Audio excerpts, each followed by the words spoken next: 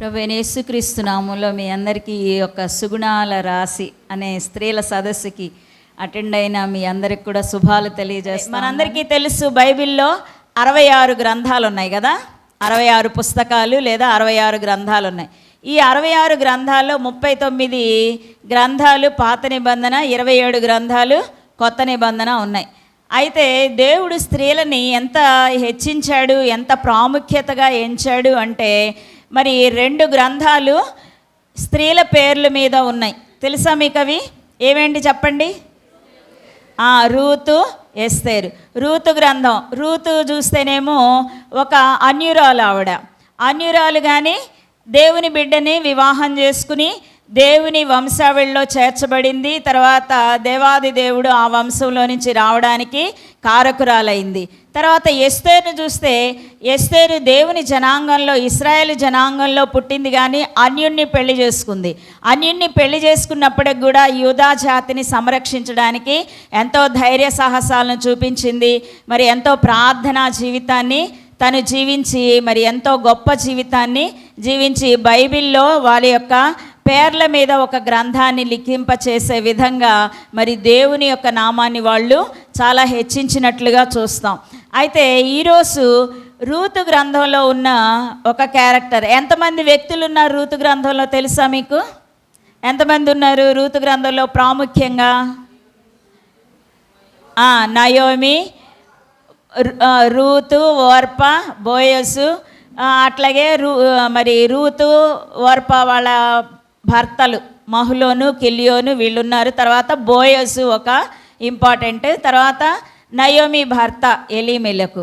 అయితే ఇవన్నీ చెప్పడానికి నేను ఇక్కడ లేను, కానీ నయోమి గురించి చెప్పడానికి నేను ఇష్టపడుతూ ఉన్నాను. మరి దేవుడు ఈ సంవత్సరం చాలా, నేను సిస్టర్తో డిస్కస్ చేస్తూ ఉన్నా, ఏది చెప్పాలి, ఇది చెప్పనా, అది చెప్పనా, అది చెప్పనా అని. లాస్ట్ టైం నేను చెప్పింది మీకు గుర్తుందా? ఏం చెప్పాను? మీరు మాట్లాడకుండా వీళ్ళు చెప్పేలా చూడండి. Very good. ఎవరు చెప్పారు? అనిత చెప్పింది. Very good. అనితకు మంచి రిమెంబరింగ్ పవర్ ఉంది. దావీదు యొక్క అక్క సెరూయ గురించి చెప్పినప్పుడు అందరూ అన్నారు, అసలు అక్కలు ఉన్నారని కూడా మాకు తెలియదు అని కూడా అన్నారు. మరి దేవుడు అలాంటి కొత్త విషయాల్ని మీకు నేర్పిస్తూ ఉన్నప్పుడు ఈ సంవత్సరం ఏం కొత్త విషయాలు నేర్పిస్తారా అని యాంగ్జైటీగా మీరు రావాలి కదా. అలాగే వచ్చినందుకు మరి మీ అందరికి కూడా ధన్యవాదాలు తెలియజేస్తూ ఉన్నాను. మరి నయోమి గురించి మనం తెలుసుకుందాం. నయోమి గురించి మనందరికీ తెలుసు, ఆవిడ ఒక మంచి అత్త కదా. ఒక మంచి అత్తకి మారు పేరు నయోమి అంటారు. అయితే నయోమి అంటే అర్థం ఏంటంటే మధురము అని చెప్పేసి ఆవిడే చెప్పుకుంది. అయితే ఇంకొక అర్థం బైబిల్ స్కాలర్స్ కూడా ఒక అర్థాన్ని ఇచ్చారు. అదేంటి అంటే దేవునికి ప్రియమైనది అంట. ఆవిడ పేరుకి అర్థం ఏంటంటే దేవునికి ప్రియమైనది. అలాగే తన యొక్క భర్త, ఆమె యొక్క భర్త పేరు ఎలీమెలకు. ఎలీమెలకు అంటే అర్థము దేవుడే రాజు లేదా దేవుని హస్తం అని 2 అర్థాలు ఉన్నాయి. దేవుని హస్తము, తర్వాత దేవుడే రాజు. యాక్చువల్గా దేవుడే రాజు, మరి దేవునికి ప్రియమైన వ్యక్తులు వీళ్ళిద్దరూ ఒక కుటుంబంగా ఏర్పరచబడినప్పుడు వారి సంతానం ఎలా ఉండాలి? ఆశీర్వాదకరంగా, ఆశ్చర్యకరంగా ఉండాలి. అయితే చాలా దయనీయంగా వాళ్ళ యొక్క పేర్లను బట్టి వారి జీవితాలను చూస్తే, మహులోను అంటే జబ్బు లేక రోగం అంట. మహులోను మరి నయోమికి ఎలీమెలకు పుట్టిన కుమారుడు. ఆ పేరుకి అర్థం జబ్బు లేక రోగము. అలాగే కిలియోను ఇంకొక కుమారుడు. ఆ కిలియోను కుమారుడు అర్థం ఏంటి అంటే ఓడిపోవుట లేదా అపచయము అంట. ఒక మంచి కుటుంబంలో ఉన్న వ్యక్తులు ఇద్దరూ మంచి అర్థాలు, మరి దేవునికి ప్రియమైన బిడ్డలుగా, దేవుడే రాజు అనే అనుభవం కలిగిన బిడ్డలుగా ఉన్నప్పటికీ వారి యొక్క సంతానం ఒక బలహీనంగా, రోగంగా, ఓడిపోయే విధంగా, అపజయంగా ఉండే వ్యక్తుల్ని సంపాదించారు. దానికి కారణాలు ఏంటో మనం చూద్దాం. మరి నయోమి గురించి కనుక చూస్తే 1వ అధ్యాయంలో చాలా వచనాలు ఉన్నాయి. యాక్చువల్గా ఈవిడ దైవ భయం కలిగిన వ్యక్తి. ఎందుకు దైవ భయం కలిగిన వ్యక్తి అని అంటే, మరి అబ్రహాము శారాల్ని దేవుడు పిలిచినప్పుడు అబ్రహాముకి దేవుడు ఏం చెప్పాడంటే, నేను చూపించు దేశానికి వెళదాం పదా అనగానే శారా ఎదురు చెప్పిందా? ఎదురు చెప్పకుండా విధేయత చూపించి అబ్రహాం వెనకాలే నడిచి వెళ్ళింది. అట్లాగే ఇక్కడ నయోమి కూడా ఏం చేసిందంటే ఇక్కడ మరి ఈ బెత్లెహేములో కరువు వచ్చిందంట.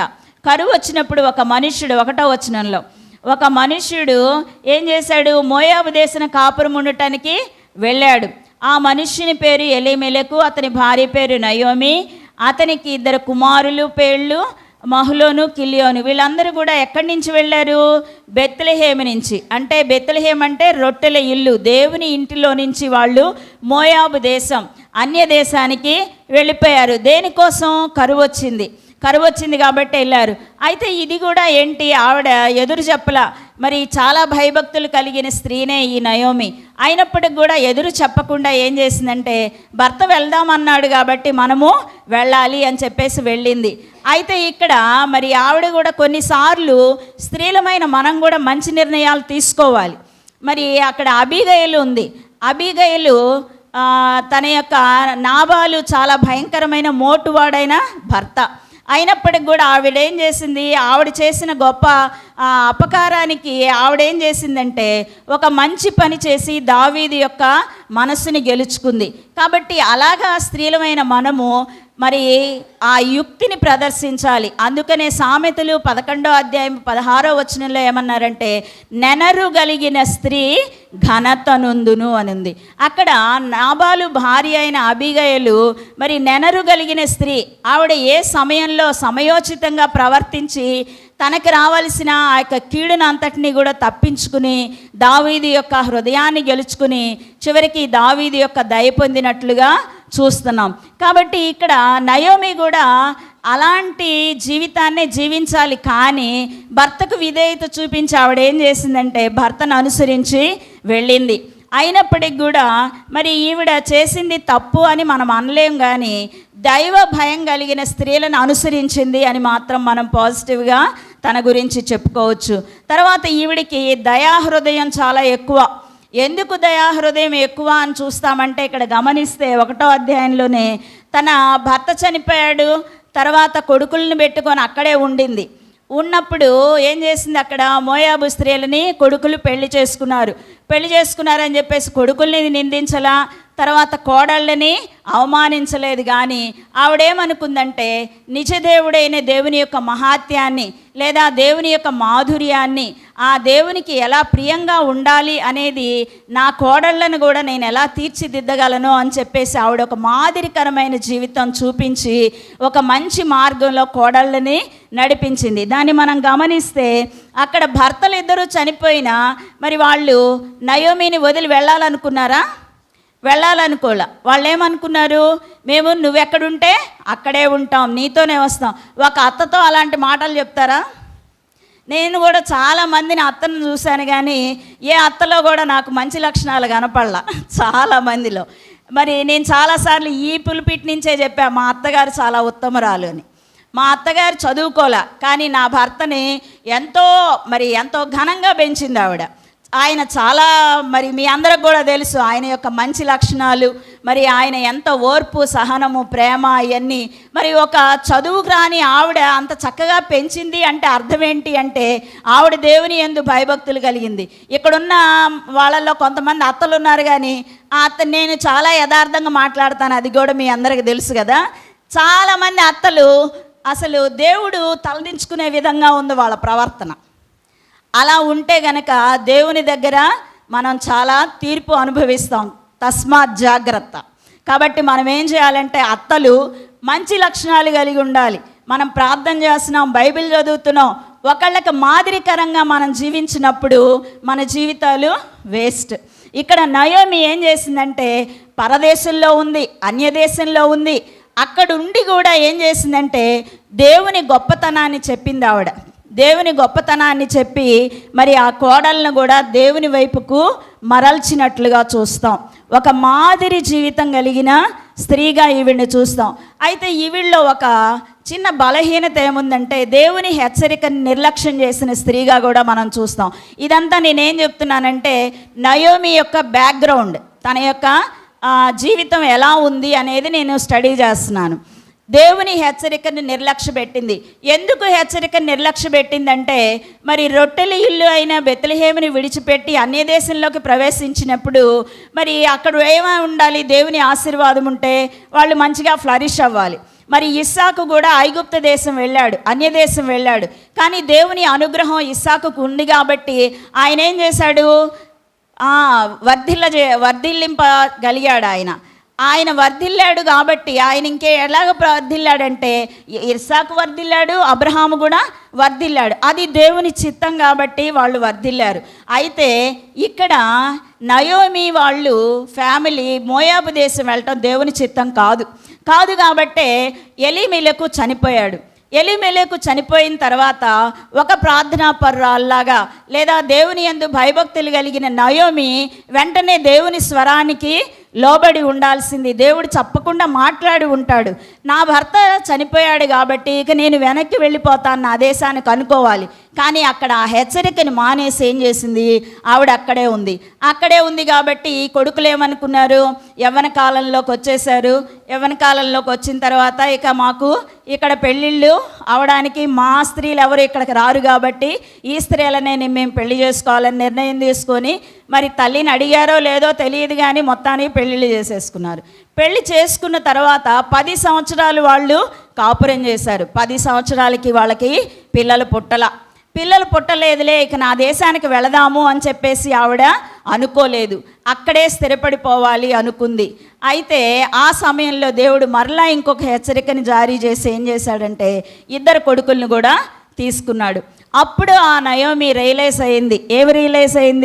ఇక లాభం లేదు, నేను నా దేశానికి వెళ్ళిపోతాను. ఈ లోపుగా బెత్లెహేములో కూడా కరువు మానిపోయింది. మరి దేవుడు దర్శించాడు అని చెప్పేసి తెలుసుకున్న తర్వాత ఏమనుకుందంటే వెళ్ళిపోవాలి అనుకున్నప్పుడు అయితే ఈవిడ చాలా నిస్వార్థపరురాలు. ఎందుకు నిస్వార్థపరురాలు? భర్త లేడు, కొడుకులు లేరు, చూసేవాళ్ళు లేరు, వేరే దేశంలో ఉంది. మరి కోడలని తన దగ్గర గ్రిప్లో పెట్టుకోవాలి. కానీ గ్రిప్లో పెట్టుకోకుండా ఏం చేసింది ఆవిడ? అమ్మ, మీరు మీ తల్లిదండ్రుల ఇళ్ళకి వెళ్ళిపోండి, మీ జీవితాలు మీరు జీవించండి అని చెప్పింది, స్వార్థం లేకుండా. కాబట్టి ఈవిడలో ఉన్న ఈ మంచి లక్షణాలను బట్టి దేవుడు మరలా ఈవిడికి మరి దేవుని యొక్క దర్శనం, దేవుని యొక్క స్వరం వినిపింపచేశాడు. అప్పుడు ఏం చేసిందంటే ఈవిడ మరి ఎదుటివారి క్షేమం కోరే వ్యక్తిగా కూడా చూస్తున్నాం. అందుకనే కోడళ్ళ యొక్క క్షేమం కోరింది. కొంతమంది కోడళ్ళ క్షేమం కోరరు. వాళ్ళు ఎట్టబోతే నాకెందుకులే అని ముసలమ్మ ముచ్చట్లు, ఇక్కడ కాసేపు అక్కడ కాసేపు, అవన్నీ వేస్ట్.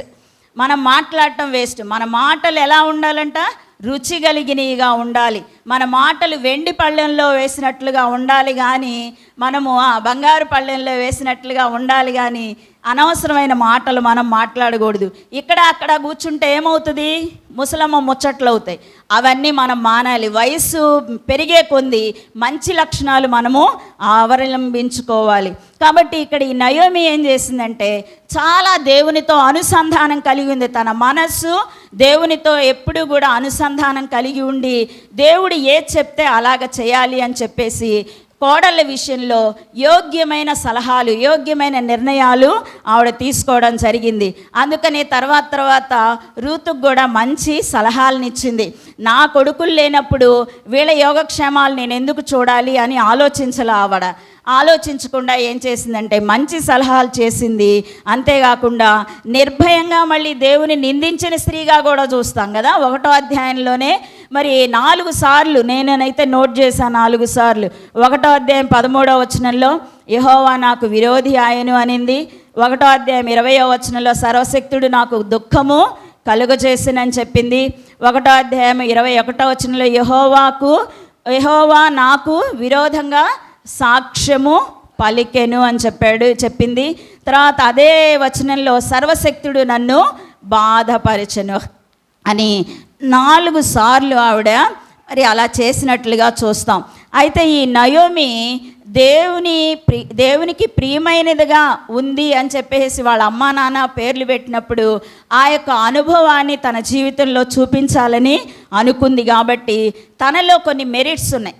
మరి చాలామంది ఏమని అంటారంటే ఏదన్నా ఒక ఫినామినా లేదా ఒక పద్ధతి ఉన్నప్పుడు దానిలో మెరిట్స్ డీమెరిట్స్ ఉంటాయి అన్నమాట. ఒక వ్యక్తిలో కూడా మెరిట్స్ డీమెరిట్స్ ఉంటాయి. అంటే కొన్ని మంచి లక్షణాలు, కొన్ని చెడు లక్షణాలు. అందరినీ మనము పరచగలమా? ఇప్పుడు నేనున్నాను, మ్యాక్సిమం చాలా మంచి చేయాలనుకుంటా, కానీ కొంతమంది వేలెత్తి చూపించే వాళ్ళు ఉంటారు. అలాంటి వాళ్ళని అసలు మనం లెక్క చేయాల్సిన అవసరం లేదు. మనం దేవునికి లెక్క అప్పచెప్తున్నాం కాబట్టి దేవునికి ఎలా జీవిస్తున్నామని. కొంతమంది వాళ్ళు ఎక్స్పెక్ట్ చేసినట్టుగా మనం ఉండాలని ఆశిస్తారు, కానీ అలా ఉండటానికి మరి మనకు అంత శక్తి లేదు, అంత మంచి మనకి జీవించలేమన్నమాట. అయితే మనలో కూడా ఎన్నో బలహీనతలు ఉంటాయి. అయితే ఆ బలహీనతలన్నింటినీ దేవుని యొక్క వాక్యంలో మనము జయించి దేవుని కోసం మరి ప్రీతికరమైన జీవితాన్ని జీవించాలని దేవుడు కోరుకుంటా ఉన్నాడు. అయితే ఇక్కడ మరి మెరిట్స్, నయోమి జీవితంలో ఉన్న మెరిట్స్, పాజిటివ్ లక్షణాలు ఏంటి అంటే, మాదిరి కలిగిన నయోమి. మాదిరి ఉందా లేదా ఆవిడికి? చాలా మాదిరి ఉంది. ఎవరు కూడా నయోమిని మాదిరి లేదు అని చెప్పరు. ఎందుకంటే మరి నాకు తెలిసినంత వరకు కోడళ్ళేమి ఆస్తిపాస్తులు తీసుకురాల, రిక్తహస్తాలతో వచ్చేసారు కదా వాళ్ళు కూడా వెంబడించడానికి. అయితే ఒక ఆవిడేమో అక్కడే వెళ్ళిపోయింది, రూతు మాత్రం హత్తుకొని తన అత్తతో వచ్చింది. మరి వచ్చిన తర్వాత ఈ యొక్క రూతు గ్రంథంలో 4 అధ్యాయాలు ఉన్నాయి. ఈ 4 అధ్యాయాల్లో మొట్టమొదటి అధ్యాయం అంతా కన్నీటి అనుభవం అంట. రెండవది వచ్చేటప్పటికి అక్కడ కష్టపడే అనుభవం. అక్కడ రూతు చాలా కష్టపడింది, తినటానికి కూడా లేవు. మరి ఎవరో పొలంలోకి వెళ్ళి పరిగె ఏరుకొని ఆ వచ్చిన కొంచెం పరిగిలో తను కొంత తిని తన యొక్క అత్తకి తీసుకొచ్చింది. 3వ అధ్యాయంలో చూస్తే అక్కడ కనిపెట్టే అనుభవం, అక్కడ కనిపెట్టాలి. మరి బోయజు ఎలా రియాక్ట్ అవుతాడో, పని వాళ్ళ దగ్గర ఎలాంటి అవమానాలు పొందాల్సి వస్తుందో, అలాంటి భయంకరమైన అనుభవంలో నుంచి రూతు వెళ్ళడం జరిగింది. అయితే చివర మాత్రం చాలా శుభవంతంగా అది ముగిసింది. దేంతో అంటే కళ్యాణ అనుభవంతో ముగిసింది. కాబట్టి ఈ 4 అనుభవాలని అందించింది ఎవరు అంటే, తను వెనకాల ఉండి చేసిందంతా కూడా నయోమి అన్నమాట. కాబట్టి ఈ నయోమి మాదిరి కలిగిన నయోమి, అలాగే దైవ భక్తి కలిగిన నయోమిగా మనం చూసాం. మరి సలహాలు, మంచి సలహాలు, ఏమి సలహాలు ఇచ్చింది ఇక్కడ చూడండి ఒకసారి. 2వ అధ్యాయము 19వ వచనం.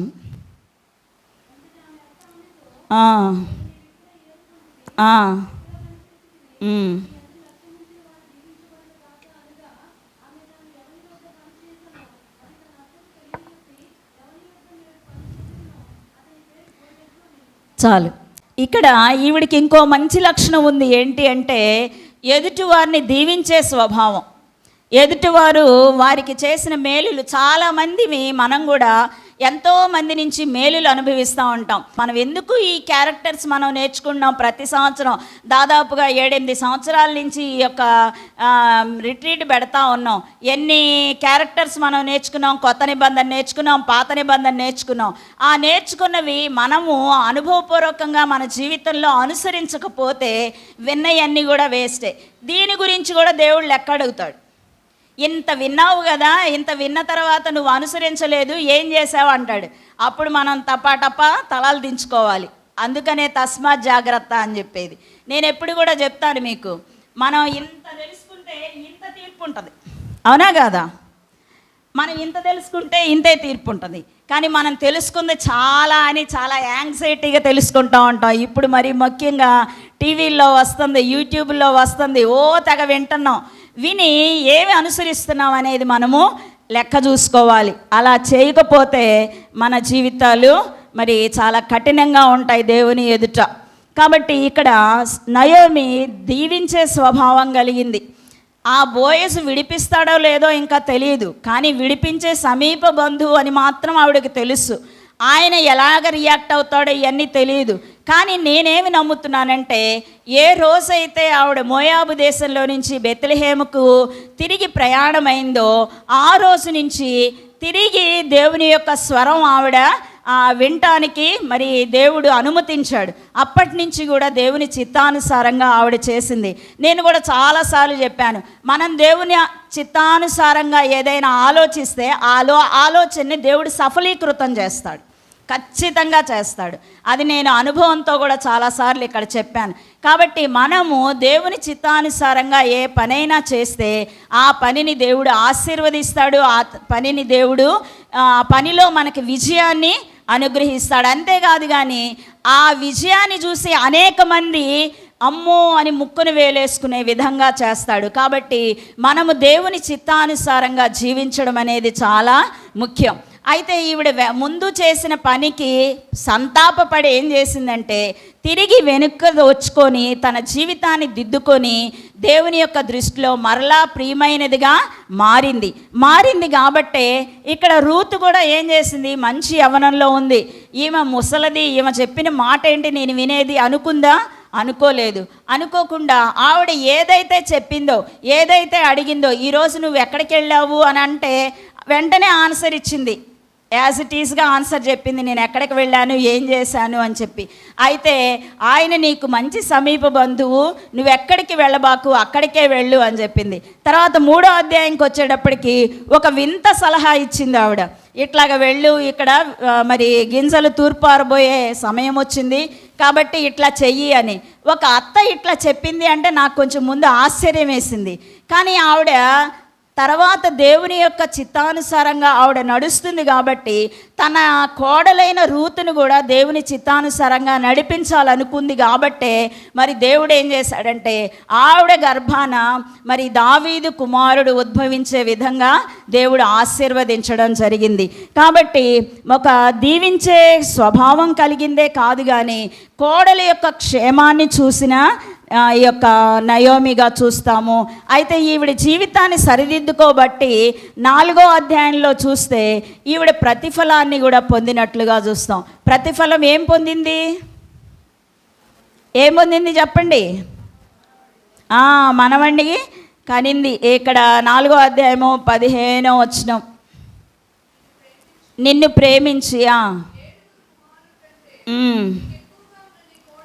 ఇతని కనెను, ఇతడు నీ ప్రాణము నోదార్చి ముసలితనమున నీకు పోషకుడగునని నయోమితో చెప్పెను. కాబట్టి పోషించవలసిన కొడుకులిద్దరూ చనిపోయిన తర్వాత తిరిగి మరలా తన్ని పోషించడానికి దేవుడు మనవణ్ణి అనుగ్రహించినట్లుగా చూస్తాం.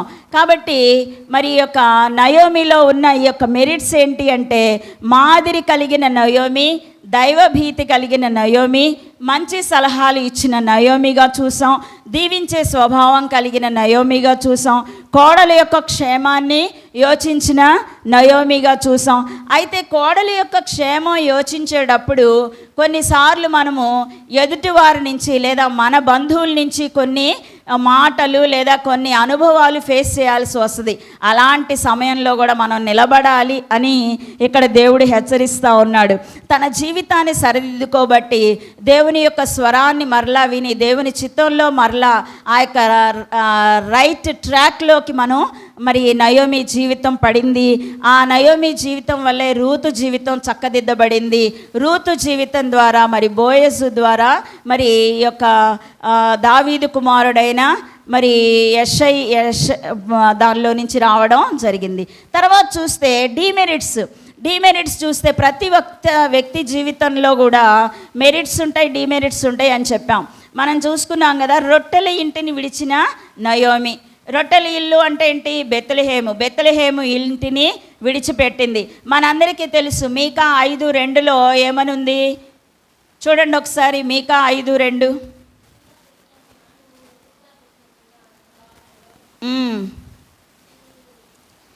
నీవు ఎంత మాత్రము అల్పమైన దానవు కావు, మరి ఇశ్రాయేలీయుల్ని ఏలబోయేవాడు నీలో నుంచి వస్తాడు అని. అంటే యేసు ప్రభు పుట్టే ఆ యొక్క బెత్లెహేముని విడిచి ఆవిడ వెళ్ళిపోయింది. తర్వాత ఇక్కడ ఒకసారి మనము కీర్తన 16వ అధ్యాయం 4వ వచనం కూడా చూద్దాం. కీర్తన 16:4 యెహోవాను విడిచి శ్రమలు విస్తరించును. చాలు. తర్వాత న్యాయాధిపతులు 17:6 న్యాయాధిపతులు 17:6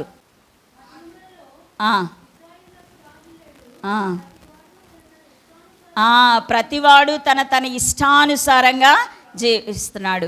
కాబట్టి ఇక్కడ నయోమి వాళ్ళ హస్బెండ్ కూడా ఏం చేశాడంటే మరి న్యాయాధిపతుల తర్వాతే ఇది ఉంటుంది. అయితే ఈ యొక్క ఇష్టానుసారమైన జీవితం ద్వారా వారికి దేవుని యొక్క స్వరాన్ని లేదా దేవుని చిత్తాన్ని అనుసరించకుండా వాళ్ళు ఏం చేశారంటే మరి దేవుని మార్గాల్లో నుంచి తప్పిపోయారు. అంతేకాకుండా మరి నయోమికి విశ్వాసం ఉంది, కానీ ఆ విశ్వాసాన్ని క్రియల్లో చూపించలేకపోయింది. ఎప్పుడు? ఎలీమెలెకుని అనుసరించినప్పుడు. కాబట్టి ఇక్కడ అవిశ్వాసురాలైన కోడళ్ళను కూడా తెచ్చుకుంది, తప్పుడు నిర్ణయాన్ని అనుసరించింది, తాత్కాలిక సంతోషాన్ని కోరుకుంది. తర్వాత తను చేసిన ఇంకొక పొరపాటు ఏంటంటే భయంకరమైన పొరపాటు, దేవునిపై నింద వేసింది. మనందరికీ తెలుసు యోబు. మరి భూప్రపంచంలో ఎంతవరకు యోబు పడినంత శ్రమ ఎవ్వరూ పడలేదంట. అయితే కూడా యోబు ఎప్పుడైనా నిందించాడా? నిందించలా కదా. యోబు మాట చేతనైనా క్రియ చేతనైనా దేవుణ్ణి దూషించినట్లుగా ఎక్కడా లేదు, దేవుడే సాక్ష్యం పలికాడు. కాబట్టి ఇక్కడ నయోమి ఏం చేసిందంటే ఆ చిన్న చిన్న వాటి కోసమే ఆవిడ దేవునిపై నింద వేసినట్లుగా చూసింది. అయితే చివరకు ఆవిడ ఏం చేసిందంటే ఇన్ని మెరిట్స్ డిమెరిట్స్ ఉన్న ఈ యొక్క నయోమి తన జీవితాన్ని విజయవంతంగా నడిపించుకోగలిగింది. ఎలాగూ అంటే దేవుని యొక్క క్రమశిక్షణకు లోబడింది. కొన్నిసార్లు దేవుడు మనల్ని కూడా తన యొక్క క్రమశిక్షణలోకి తీసుకురావడానికి బలహీనతలు మనకి అనుమతిస్తాడు. తర్వాత ఇంట్లో కొన్ని సమస్యలు సృష్టిస్తాడు, లేదా మరి మనకున్న ఆర్థిక ఇబ్బందులు కొన్ని అధికమవుతాయి. వీటిలన్నిటి వల్ల మనం దేవుణ్ణి నిందించడం కాదు, కానీ ఇది దేవుని యొక్క క్రమశిక్షణ అని దేవునికి మనం లోబడినప్పుడు ఆ యొక్క పరిస్థితుల నుంచి విజయవంతంగా తీసుకురావడానికి దేవుడు మనల్ని మరి అనుమతిస్తాడు, లేదా దేవుడు మనకి దారి చూపిస్తాడు. అంతేకాకుండా మరి మనం ఎవరికైనా సరే మనం నష్టపోయినా ఎదుటివారిని మనము మంచిగా గౌరవించాలి. నేను అది ఎప్పుడూ చెప్తా, మనం నష్టపోయినా పర్వాలేదు, కానీ ఎదుటి వారిని మనం సంతోషపరచాలి. కాబట్టి మనము దేవుని క్రమశిక్షణకు లోబడినప్పుడు మన జీవితంలో వస్తున్న సమస్యలు ఏమైనా ఉంటే, లేదా మన జీవితంలో, లేదా మన యొక్క విశ్వాస జీవితంలో, మన యొక్క పరిచర్య జీవితంలో ఓటములు దేవుడు అనుగ్రహిస్తున్నాడు అంటే మనం చక్కదిద్దుకోవాల్సిన ఏదో ఉంది అని దేవుడు నేర్పిస్తూ ఉన్నాడు అన్నమాట. కాబట్టి ప్రార్థనాపూర్వకంగా మన సమస్యల్ని మరి మనం తీర్చుకోగలగాలి. ఇక్కడ నయోమి మరి మొట్టమొదట తను తప్పుడు నిర్ణయానికి లోబడింది, తాత్కాలికమైన సంతోషాన్ని కోరుకుంది, కానీ చివరికి ఏమనుకుందంటే దేవుని ప్రజలతో ఉండే ఆ గొప్ప అనుభవమే నాకు కావాలి అని చెప్పేసి కోరుకొని చివరికి వెనుదిరిగి మరి తన యొక్క జీవితాన్ని చక్కదిద్దుకుని విజయ పదంలో తనని నడిపించుకోవడమే కాకుండా తన కోడలకు ఒక మంచి మార్గాన్ని చూపించింది, తన కోడలకు ఒక ఉత్తమమైన భవిష్యత్తును అనుగ్రహించింది. మరి అంత మంచి కోడలు, అంత మంచి అత్తలు ఎవరన్నా ఉంటారేమో నాకైతే అర్థం కావట్లా. ఉంటారో లేదో నాకైతే తెలియదు, కానీ మరి మనకు బైబిల్లో చెప్పారు కాబట్టి ఆవిడ మంచి అత్త. మరి మంచి అత్తగారిగా ఉండడానికి దేవుడి యొక్క వాక్యాన్ని మీ మధ్యకి తీసుకురావడం జరిగింది. మరి నేనైతే అత్తగారిని అవ్వలేదు, కానీ మేనత్తనయ్యాను. నేను కూడా మేనత్త యెహోషువ గురించి నేర్చుకున్నాం కదా మనం. ఆ యెహోషువ లాగా మంచి మేనత్తగా కూడా నేను జీవించాను. కాబట్టి మనమందరం అలాగ చెప్పగలగాలి, నేను ఇలాగ జీవించాను, ఈ బైబిల్ క్యారెక్టర్ నేను నేర్చుకున్నాను, అలాగే నేను జీవించానని చెప్పగలగాలి ధైర్యంగా. ఈ మాటలు నేను చెప్తున్నా, దేవుడు వింటున్నాడు.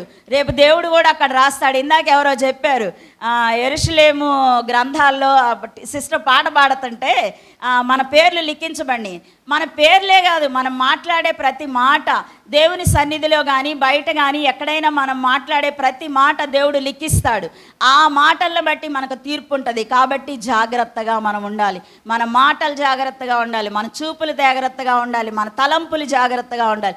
ఇవన్నీ ఉన్నప్పుడే మనం విజయ పదంలో నడవగలం. కాబట్టి ఇక్కడ మరి అలాగ నడిచింది నయోమి.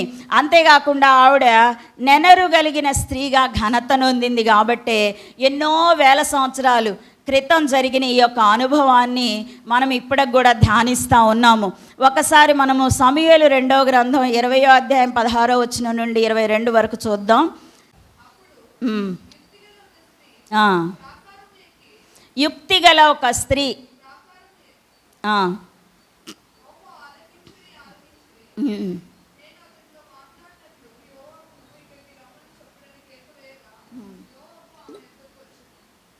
చాలు. ఇక్కడ ఏంటి అంటే ఇశ్రాయేలీలు మరి చాలా భయంకరమైన క్రూషియల్ సిట్యుయేషన్లో యుద్ధంలో ఉన్నారు. ఒక అతన్ని మరి చంపాలి. అలా చంపాలన్న వ్యక్తి దొరకట్లేదు. ఆ యోవాబు అనే ఆయన సైన్యాధిపతి, దావీదు సైన్యాధిపతి. ఈ సైన్యాధిపతికి ఒక యుక్తి కలిగిన స్త్రీ ఆలోచన చెప్పింది, రండి నేను ఆ వ్యక్తిని మీకు పట్టిస్తాను అని చెప్పేసి పట్టించింది. కాబట్టి స్త్రీలు ఎప్పుడు కూడా అబలలు కాదు, వాళ్ళు ఘనకార్యాలు సాధించేవాళ్ళు. మనకి ఇంకొక విషయంలో కూడా తెలుసు, దెబోరా, సిసెరా వాళ్ళ జీవితంలో కూడా ఒక స్త్రీ అక్కడ పనిచేసింది. ఎవరా స్త్రీ? యాయేలు. యాయేలు ఏం చేసింది? అసలు అంత ధైర్యం మనం చేయగలమా? నేను చేయలేను నేను మాత్రం ఖచ్చితంగా చేయలేను. ఎందుకంటే నాకు ఇంజక్షన్ అంటేనే భయం, ఒక సూది అంటేనే భయం, రక్తం నేను చూడలేను. మరి అలాంటిది ఆవిడ సుత్తి తీసుకొచ్చి కణతలు దిగగొట్టేసిందంట. మరి ఎంత ధైర్యం అంటే ఏంటి? కసి.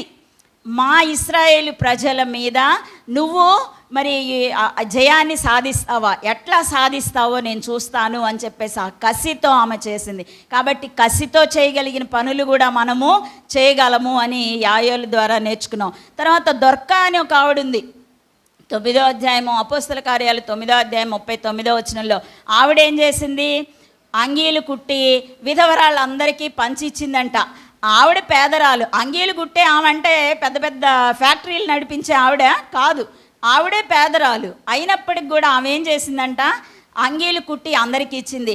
ఇక్కడ ఈ దొర్కా ద్వారా మనం నేర్చుకోవాల్సింది ఏంటి అని అంటే, మనం కూడా మనకు చేతనైన సహాయం చేయాలి. ఏ కాడికి మనం సంపాదించుకొని మనం సుఖపడటం, మనము అనుభవించడం కాదు, ఇతరులకు కూడా మనం సహాయపడితే. ఆవిడ చనిపోయినప్పుడు ఏమన్నారు? అప్పుడు చెప్పారు వాళ్ళు కదా, ఆవిడ చనిపోయినప్పుడు చెప్పారు, నాకు అంగీలు కుట్టించింది, నాకు ఇది కుట్టించింది, నాకు అది చేసింది, నాకు ఇది చేసింది అని చెప్పి.